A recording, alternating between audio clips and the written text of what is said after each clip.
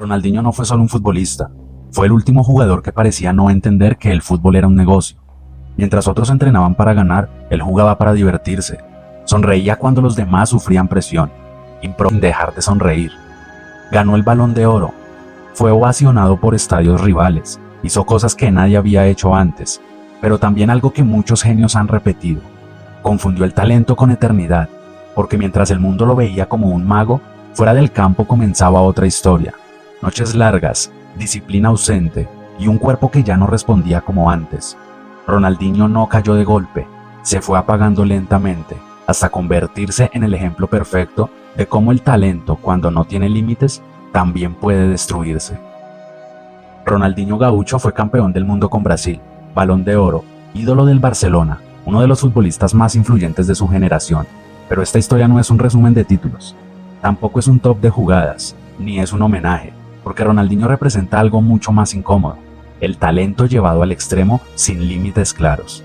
Este video no habla solo de fútbol, habla de lo que pasa cuando alguien llega demasiado alto, demasiado rápido, y nadie le enseña cómo quedarse allí. Una redención que no llegó con goles, sino con aceptación. Esta no es la historia del mejor Ronaldinho, es la historia del más humano.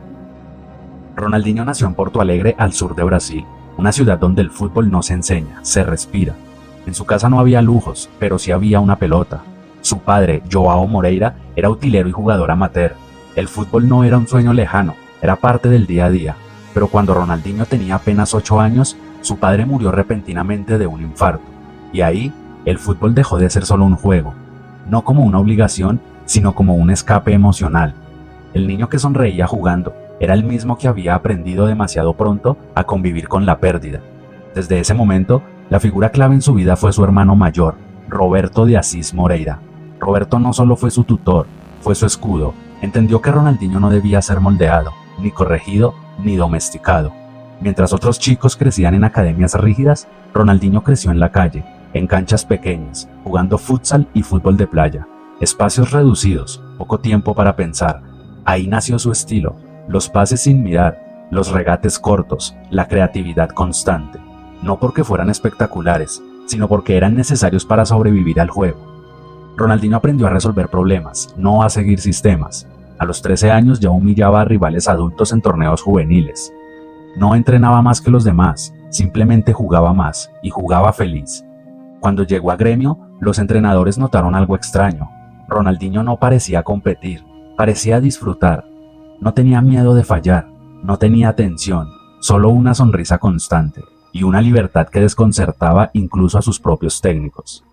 Ronaldinho no entrenaba para ganar, solo jugaba por diversión, y nadie entendió en ese momento que esa misma filosofía, la que lo convertiría en un genio irrepetible, también sería la raíz de todos sus conflictos futuros.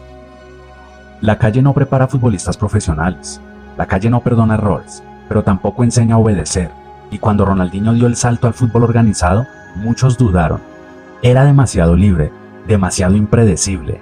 En Gremio, su primer club profesional, ese chico que venía del futsal parecía no entender los manuales del juego, pero entendía algo mucho más importante: cómo destruir defensas sin seguir un libreto. Ronaldinho no entró al profesionalismo adaptándose, el profesionalismo tuvo que adaptarse a él. Sus primeros partidos ya mostraban señales claras, rivales superados sin esfuerzo, pases imposibles y una sonrisa que desconcertaba incluso a sus propios compañeros. Brasil no tardó en mirar hacia Porto Alegre, y el mundo tampoco. En 2001, Ronaldinho dio el salto a Europa y aterrizó en el Paris Saint-Germain. París no era todavía una potencia, era un escenario, y Ronaldinho lo entendió así.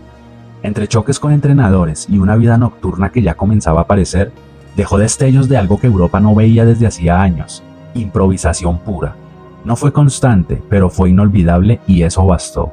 En 2003, el Barcelona, en plena crisis deportiva, apostó por él, no como un complemento, sino como una salvación.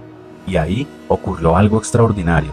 El jugador de la calle, el del futsal, el del error sin miedo, encontró por primera vez un escenario que no le pidió que cambiara. El Camp Nou no tardó en rendirse, porque Ronaldinho no solo ganaba partidos, hacía feliz a la gente. Cada toque era una promesa, cada regate una provocación. En 2004 y 2005, el Barcelona volvió a ser temido, y Ronaldinho se convirtió en el mejor jugador del planeta. Ganó el Balón de Oro en 2005, pero su momento más grande no llegó en una gala, llegó en Madrid, en el Santiago Bernabéu, cuando después de una exhibición histórica, incluso los rivales se pusieron de pie para aplaudirlo. Fue tan bueno que incluso sus rivales se levantaron a aplaudirlo. En ese instante, Ronaldinho ya no era solo un futbolista, era un símbolo, el símbolo de que la calle alguna vez había conquistado al fútbol profesional. El éxito no llegó despacio, llegó de golpe. En pocos años Ronaldinho pasó de jugar en la calle a ser la cara del Barcelona y uno de los deportistas más reconocidos del planeta, y con esa fama llegaron cosas para las que nadie lo había preparado. Contratos millonarios, publicidad constante, invitaciones diarias, una ciudad que nunca duerme. Barcelona lo adoraba y Ronaldinho vivía como si el fútbol fuera eterno. Las noches se alargaron, las celebraciones se volvieron una rutina, no por rebeldía, sino por coherencia con la vida que siempre había llevado. Porque Ronaldinho nunca entendió el éxito como algo que hubiera que proteger, sino como algo que debía disfrutar. Poco a poco comenzaron las señales, llegadas tardes a los entrenamientos, sesiones incompletas, falta de descanso. No era indisciplina abierta, era ausencia de urgencia. El cuerpo empezó a acusar el desgaste, tenía menos velocidad, había menos continuidad y más lesiones musculares. Mientras el fútbol europeo, Frank Rijkaard, su entrenador, intentó protegerlo, le dio libertad, lo cubrió públicamente, pero el vestuario ya no veía al genio intocable, sino a un líder ausente. Y cuando la disciplina no es pareja, la admiración se convierte en distancia. Ronaldinho no dejó de ser talentoso, dejó de ser confiable. El mismo espíritu libre que lo hacía único era el que lo estaba destruyendo, porque el fútbol profesional perdona una noche, pero no perdona cuando esa noche se vuelve costumbre. La caída de Ronaldinho no tuvo un día exacto, no hubo un partido que marcara el final, no hubo una lesión definitiva, simplemente un día el Barcelona dejó de esperarlo. En 2008, con un club que buscaba reconstruirse, Ronaldinho salió por la puerta de atrás, sin homenaje, sin una despedida épica. El Camp Nou, el mismo estadio que lo idolatró, ya no gritaba su nombre. Se fue al Milán con una última promesa, volver a ser él, y al principio parecía posible. Algunos destellos, alguno que otro gol, alguna sonrisa reconocible, pero el fútbol había cambiado. Ahora era más rápido, más físico y más exigente, y Ronaldinho ya no estaba dispuesto o no podía adaptarse. En Italia el talento ya no alcanzaba, la continuidad nunca llegó, las noches seguían siendo largas, el cuerpo respondía cada vez menos. Mientras tanto, Brasil observaba desde lejos. El ídolo del 2002 ya no era imprescindible. Las convocatorias se volvieron irregulares, y cuando llegó el Mundial de 2010, su ausencia fue definitiva. No por escándalo, por irrelevancia.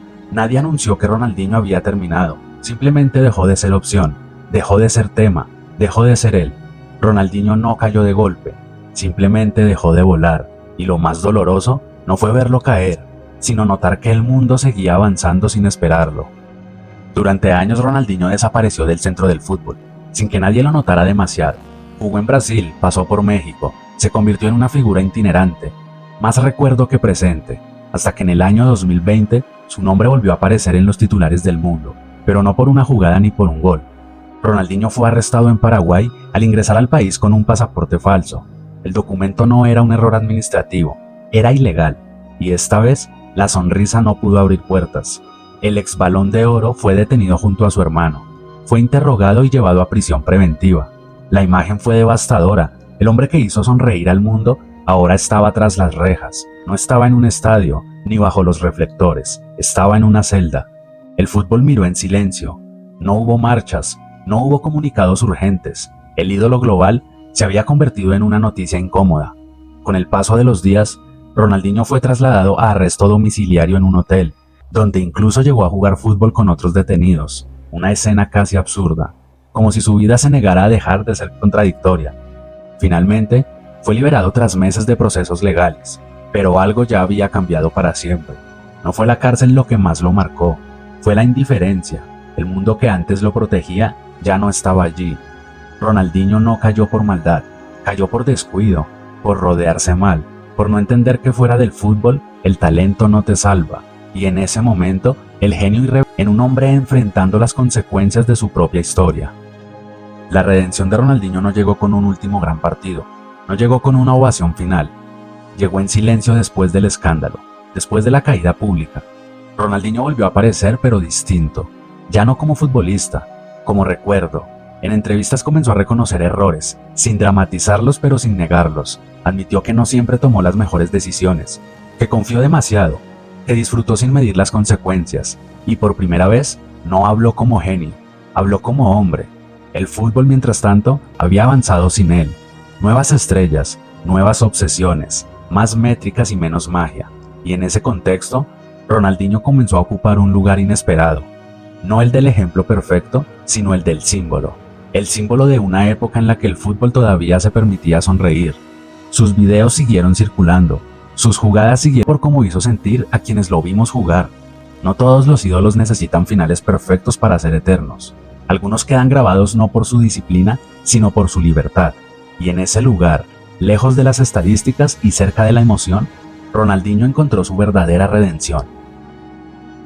El talento siempre nos deslumbra, nos hace creer que es suficiente, que si alguien es realmente bueno, el resto debería acomodarse solo.